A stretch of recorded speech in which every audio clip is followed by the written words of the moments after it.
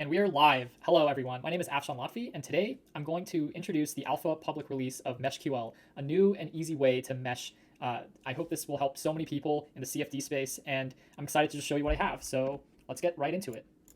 So yeah, let's start off with like a basic example here. So you can import your own CAD files or DXF files, but right now I want to just try it out declaratively with CAD Quarry, which is a 3D manipulation library based on top of OpenCascade. So what we're going to do is we're going to say import, and let's go ahead and make this bigger. So we're going to go ahead and say import CAD Quarry as CQ. And also, we're going to say from MeshQL, import geometry QL. This is a main thing you're going to want. And so what the geometry QL is, it's kind of like the main context that kind of opens up GMesh, and it has all these functionalities that allows you to interface with GMesh. Which, if you're not familiar with GMesh, that's an open source existing mesh tool. But this adds so much more functionality on top of it, as you're about to see. So first thing we're going to do is we're going to go and say with geometry QL as geo. And pretty much this sets up a context. So if you're familiar with the GMesh format, this is kind of like opening up GMesh, and at the end, it'll close it for you. So it handles all of that. So what we're going to want to do first is we need to load in our geometry to this geometry QL context. So what we're going to do there is we're going to say geo, and we're going to say dot load. Let's see here. What's going on? Yeah, so we need to wrap this. Okay, so we're going to say geo dot load. And this is where the fun stuff happens. This is where we actually define our geometry. So you could actually load in something like this. You could say like something.step. So you can load in a step file, but let's do it with CAD Quarry. So for our first example, let's start off with something very simple. Let's say just a box. So the way you do that in CAD Quarry is you define a work plane and you say that I want a box of this big. And so if we go ahead and show this, so anytime you want to show something, there's this show command. And as you're about to see, you can show it in different formats. You can show a plot of it, meaning you can see all the points and lines and everything. You can show it as a mesh. This comes after you finalize and generated the mesh. It'll show a mesh. You can show it in GMesh, a GMesh window of the exact geometry that's loaded in the current context, or you can just load the CAD Quarry view, which is like the normal default show option. So let me go ahead and put this in a Jupyter Python. And yeah, if we just show it, we're just going to get a basic one by one box, which, there we go, right? It's not rocket science. First things first, we just want to go ahead and generate a mesh of this box. And so the way we're going to want to do that is all you have to do is you can literally just say .generate, and you can give it a dimension that you want to generate. So in our case, we just say 2D or 3D. And if you do 2D, it'll just mesh the surfaces around the box. And if you do 3D, it'll mesh the whole thing. And then you could just show what that looks like. And let's ideally show that in a GMesh window. So if we run this, there you go, right? We got a box and it's mesh. This is very simple, obviously.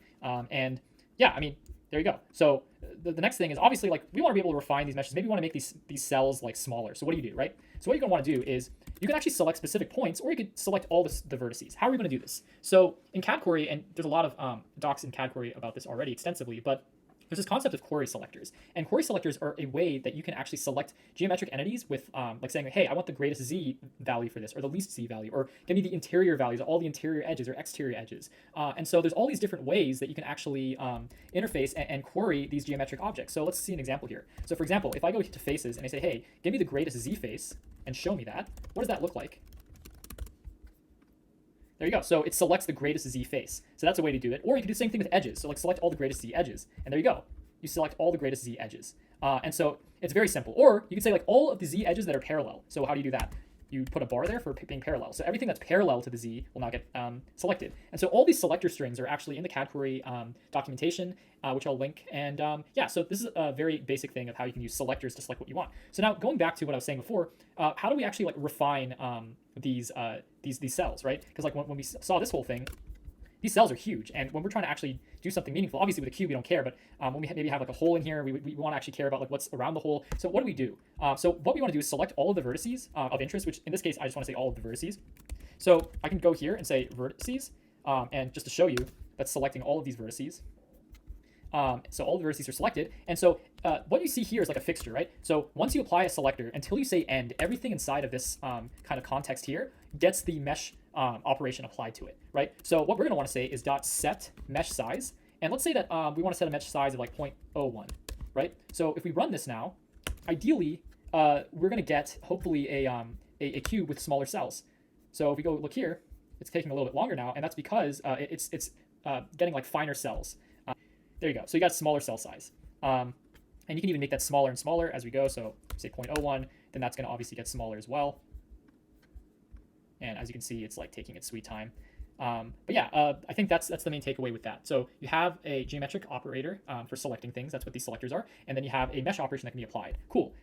That's all great and everything. But like, there's things in the world that matter more than cubes, right? Maybe you have a cube and that cube has a hole in it, and you want to see where, you want to see all the conditions going through this hole and around it, right? So what we're going to want to do is, for example, let's say that we put a rectangle of size 0.5 on the top. So what we're going to do is we're going to define a work plane on the greatest z face. So we're going to select the greatest z face. We're going to define a work plane on that, and then we're going to put a rectangle of size 0.5, and we're going to cut through the whole thing. So that's going to look something like this if we show it. So if we show this, this should just look like a hole through this thing. And let's make that a little bit smaller. So 0.25 instead. And there you go. So you got like this hole here, right? And now when we go ahead and mesh this, and let's make the mesh size a tiny bit bigger so it'll just go faster mesh-wise. And there you go. So you have this thing here. But now let's say like we really care about what's going on around here. We want to essentially, and if you're familiar with mesh language, we want a boundary layer around the hole that matters. So in a lot of applications that might be an Airfoil, for example, right? Which we'll get to an example of Airfoils. So, you know, this has been a pain in the ass of every CFD person I've talked to, which is doing like boundary layers in both unstructured and structured, which MeshQL supports both. How do we do this? And it's so simple. All we have to do is we're going to go back to those selectors, go to the faces, and there's this option called type. And we want to select all of the interior faces. And what does that look like? Right? So we selected all the interior faces. So that's literally selecting all of these interior faces in here. Then all we have to do is apply the operation that I want to add a boundary layer to all of these faces that are interior. It's as simple as that. And so what you do is you define like the size of your boundary layer and then the ratio, which, you know, a lot of people use 1.2, and there you go. And then how many layers you want. So maybe I want like 10 layers to that. So if we run this,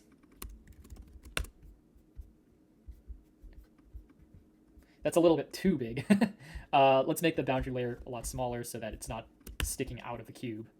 There you go. So that's a really, really small boundary layer, but you can see that you have these boundary layers sticking out, and it should be 10. And if you adjust these parameters, you can actually get like a boundary layer that's more advantageous to whatever you're trying to do. So let's say we say 20, and so let's run that. And there you go. So it's a little bit bigger boundary layer. So you can adjust these as needed. But the point of the matter is that you can actually, depending on like different fluid conditions, maybe you want like a really, really small or really, really large boundary layer. And now it makes it so much easier to just select the faces you want and just apply the boundary layer. Why does it have to be hard, right? So that's how you do it with unstructured. Now, how do we do this with structured meshes? This is like the question that, you know, it kind of gets to the point of like why this tool is so great. So MeshQL has a built-in splitting preprocessor. So essentially it takes the geometry and applies splits to it. Structured meshes, they use this thing called transfinite volumes. And transfinite volumes they have to have four faces or four corners, or 3 or 4. And I think 6 to 8 faces, if I remember, for solids. But the point of the matter is you have to do these manually. And so applying these splits is a pain in the ass and when you have to do it manually. And so there's a lot of different splitting algorithms that you can actually split the geometry to exactly what you want. So yeah, let's kind of go through that. And I think I already have an example here, right? So we have the same box that we were doing before. And so we get the plane. And so you can kind of think of it like this, right? You have a plane that's in the middle of the box. So like, let's say you have the box, you have a plane that's just slicing through it at 45 degrees this way, 45 degrees that way, which the reason why they're 90 is because it's kind of starting out in a different orientation. So essentially you'd be rotating at 90 degrees, but essentially you're slicing it in half. And so when we actually run this, this is what that's going to be doing. And I want to kind of show that before you see all the other stuff here. So if you run this, that's exactly what it's doing. So we have that square hole, and we're slicing these through the diagonals at 45, which, or I guess technically 90 degrees, but it kind of looks like you're splitting 90 into 45s. So that's the split plane operation.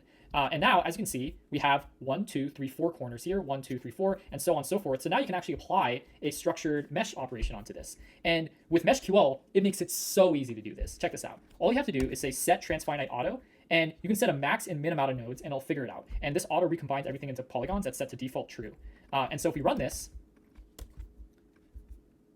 there you go. We have our thing. And as you can see here, so I want to talk about how the max nodes work and the min nodes work. Yeah, so essentially the way that this set transfinite auto works is based off of the value of this max nodes. What it does is pretty much it goes through every single edge in each parallel group. So this edge is parallel to this one, this edge is parallel to that one. So in this group, there's 4 parallel edges. And so what it does is the algorithm it uses is it takes what the max nodes is, and it's max nodes per edge, not per group. And pretty much what it does is it adds up all the lengths of this parallel group. and then it finds what is the max amount of nodes if I take the largest edge divided by the total sum of all these edges in this parallel group, and I pretty much get that node and then distribute it to all the edge groups. So this max nodes isn't necessarily going to be the value of it, but depending on the largest edge, that'll if this edge was larger, it'll be up to 500, but it won't necessarily be past 500. And then likewise, let's say that like we're not satisfied with this 126. Maybe we want the min to be like 130, right? So you could actually even set the min nodes to like 130, and that'll ensure that if that edge isn't exactly what you want, it'll ensure that it's at least 130. So if we run this again, it should be 131, technically speaking, if it would load. Yeah, 131, because this is talking about the node count. And yeah, this is very laggy because obviously we raised the min, but that's a little bit of how this works. It actually takes all the edges, and I also have this function here to help me with debugging, but if you want to actually visualize what the transfinite edge groups look like, there's actually this show transfinite group, and if you give it an index starting at 0, you can actually view what these, and let me get rid of that. You can actually view, I think it actually, does it start at 0 or does it start at 1? Oh, I think it does start at 0. But since we didn't set this transfinite, it's not defined yet. So we need to set it to transfinite in order for this to be defined. And there we go. Like it tells us these are all these are parallel to each other. So this is group 1, this is group 2. Let's see, group 4. Yeah, as you can see, all these edges are parallel to each other. This is parallel to this one, this is parallel to that one. And so it'll take all these edges, sum them, and then you get the sum, take the largest edge divided by that sum, and then multiply that by the max cell count. So that's a little bit how the transfinite auto works. Now, if you don't like exactly the values you're getting here, you can always go in and use this other function here called set transfinite edge, and then you can actually adjust. So the same way we have like these query selectors, you select the edge that you want, and then you apply the set transfinite edge, and then you can change any of these parameters. And if the edge has already been defined in transfinite, you can just set these conditional. You don't have to set all of them. So just a little bit of a pointer there. So that was a little bit on how to do all of that. So yeah, let's jump into a actually more interesting example, and that would be airfoils, which is probably why the majority of you are here. So the first thing you may notice here is we've established a circle, which is going to start as our for field, and inside of that circle, we're going to put an airfoil shape as a cut, and that's essentially this polyline that's inside the circle. And so just so you can kind of visualize that before we do anything further, pretty much it's very clear here. There you go. So you have a circle, you have a hole, which acts as our airfoil. So so first things first is the thing you may notice is we have the dot edge selector here, and before in the previous example we used dot faces because that was in 3D. For 2D we see dot edges and we get the interior edges of that, and so if we can kind of show that there, pretty much we're selecting the interior edge. So there we go, we're selecting the airfoil, and then we're going to apply this boundary layer condition, same way as before, we have this new thing that maybe you haven't seen. It's called .add physical group for the airfoil, and we also have the set mesh sizes before. So physical groups are in GMesh as like a way of labeling different geometric groups, whether that be edges or faces or volumes. And so when you kind of attach your mesh to the CFD simulator of your choice, usually these want like something that's labeled so that it can say like, hey, this is like where the flow is coming in, or this is where there should be a no slip condition for the walls. So this is just a way that you can actually apply a label onto those. And same thing with the exterior, you can give it a label and then you can set the mesh size. And so all in all now, if we run this, we should get a mesh of an airfoil, and there you go. And we have this key here, and it says that this is the airfoil, and we zoom out here, this is our far field. And we're using the mesh show option, which is kind of like a thing I wrote that allows you to view meshes right inside the Python notebook. So now we want to do the same thing in 3D, right? So the way we do that is do the exact same thing, except we want to instead define a box and select the greatest face of the box, take the airfoil, and cut through the whole thing. So if you view that without doing anything, it's exactly what I just described. So there you go. So you have an airfoil, it's cut into a box. And you can do a sphere, you can do whatever the hell you want, but this is just an example here. And so now let's select all of the interior faces, call that a wing, you can call whatever label you want for the interior faces, and then also apply similar boundary layer, and then go ahead and generate the mesh. So there you go. You have our boundary layer here, we have our structured mesh there, and this is probably where I can show off this other feature called .refine, and we can technically set each edge like we did before, or we could just refine it like 2 iterations, for example, and that'll make the cells very fine. So we're about to see that. And there you go, those are some fine cells.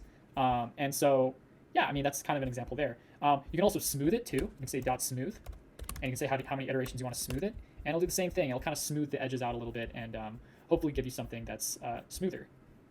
So yeah, those are some options you can do there. So then the other thing is like, how do we do this this wing example in a structured way, like we've done before? And so that's kind of where this next example comes into play. which is we have our airfoil, but we need to make splits like we did with the other cube example. And so I have made a very, very simple way to do this. And so I want to show that to you. So let's take out all these splits and just kind of view the same exact example and kind of just show it, right? So we got the same thing we got before, but I have a split option here for you. And so I have this new option that will essentially take every single face here and then find the normals to each one of these faces. So if you're thinking about this face, that's like a face normal to that, it's gonna be pointing in that direction. This normal is gonna be pointing in that direction. And what it'll do is essentially we'll take each one of these edges and take the normal edge to it and then cut out, cut. And it keeps cutting all of these through all of these edges. And the other thing I have here is a snap tolerance. So you can actually snap to the corner, the nearest corner within a tolerance. If there's no tolerance, it won't snap to anything. And so that makes it such that you don't actually have to connect any of these to the surfaces to make it like 4 corners. It'll automatically snap to each corner depending on how big the tolerance you set. And the last thing is this angle offset, which I'll show. So first, let's just split it with the snap tolerance. So it's running it, it's taking a bit, and there you go. I mean, it found this corner here, and then it snapped to it. And it just, every single one of these edges essentially just does a split.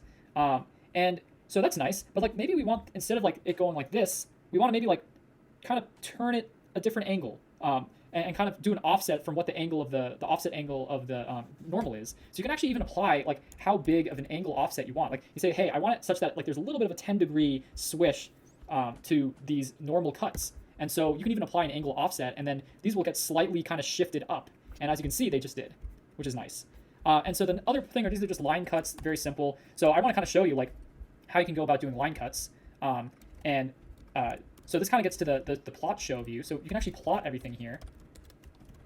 So if we plot inside here, you can actually get like a plot view of this whole thing. And so the way I was able to get these is like I want to have it such that at the end, I want to just make a line that cuts from here to here and a line that cuts from there to there. And so we can actually get these coordinates. You can go here and say, hey, that's 2.505, and then that should be 505, and then this should be 2.555, and then 2.5 negative 55. And so we get all these angles from these points from this show plot, and then we apply them to the lines that we want to split. And so now, if we do a show of the plot, it's going to take a little bit because it's a big one. There you go. It applied these edges here. So this one, this line up and line down, and then this line over here. So yeah. And then now that everything is split in such a way that it's now all 4 corners per volume, then you can just apply the same exact set transfinite auto we did before, and then see what that does. And then let's go ahead and recombine. We don't actually even need to recombine anymore here. And if we run that, applies the split, and now it's meshing. And there you go. It's still meshing. There we go. So it applied a structured mesh on everything. And the nice part is, depending on like the length of the edge in each one of those edge groups for the parallel edge groups I was talking about, you see here this is 160 or 65, but then this edge over here is much bigger, so it has 87. So it actually proportionally scales up how many nodes are along each one of these, such that you can get something that's proportional, which is nice. And yeah, that's kind of like a take at that. Now another thing is like, okay, how do you apply boundary layers to structured meshes? And that too is very similar to the unstructured way. So all you have to do is select the interior faces before. We want to say it's a wing. And the only difference here is you can only specify either a size or a ratio. You can't specify both. And the reason why is, there's a lot of reasons why, but essentially either like pretty much for structured meshes, you have to have it such that these node counts are fixed, and so those are going to be adjusted here. But when you adjust the ratio and the size, that'll technically adjust the amount of nodes. So you want to set either one or the other. And if you want to adjust it such that it's a specific ratio, you can do that, or you can specify it such that the height of the boundary layer. But you can't specify both because that'll adjust the node counts. So if you want to adjust the other way around, then you can adjust the node counts here. And so if we just applied, hey, I want a boundary layer height of that, then go through and run through the mesh. And while that's taking a little bit, I also wanted to show you, so if you have a lot of splits like this, there's also a use cache option. And what that'll do is that'll actually cache all the splits in storage so that you don't have to keep doing the split operations every single time you run this. So it'll load a lot faster, but let's keep that off for now. And there you go. So we have, if you zoom in here, each one of these has a boundary layer, and it's really fine. And the one thing is, for 3D meshes that are structured, it can get a little bit tricky because you have a shared edge here. And technically, for this progression, the coefficient is 1.189, and also here it's 1.189. And so the way that the boundary layer works is pretty much like when you have, like, let's say this edge here, I want to refine it, it essentially takes the edges that are perpendicular to it. So it's essentially going to take this edge, and it's going to take this edge, and it's going to adjust that its progression coefficients such that it gets smaller and smaller. But when you have an edge case here, where you have this edge, technically it has now 3 perpendicular edges, and it's kind of tough to figure out which one it wants to use. So if you don't like the way it is here, what you can do is technically do a manual selection of this line here and the line that's perpendicular on the other side, select those, and then also apply the boundary layer to that. And if you do that, then it will apply the same boundary layer to that as it is onto the airfoil. And there you go. So now the boundary layer is fixed onto this edge, almost like a bump algorithm, and that's all there is to it, right? So yeah, I really hope that this makes a lot of operations very simple. There's a lot of features that I haven't even mentioned here for this tutorial, but I'm happy to take a look at a lot of common examples with you and hopefully make productive uses of this tool. So thank you so much for tuning in. I really hope that you had fun kind of navigating the ecosystem here. And yeah, keep me tuned in the comments what you think, what can be added, what things that are bad. I just would love to hear from you and see how this tool can be made better and really advance the open source meshing tools. Because I've just seen forever on all kinds of forums of how open source meshing is just difficult and tedious, and I had it to hear with it. So this is kind of my attempt at making it easier, and I'd love to hear how it could be better. Thank you so much for tuning in.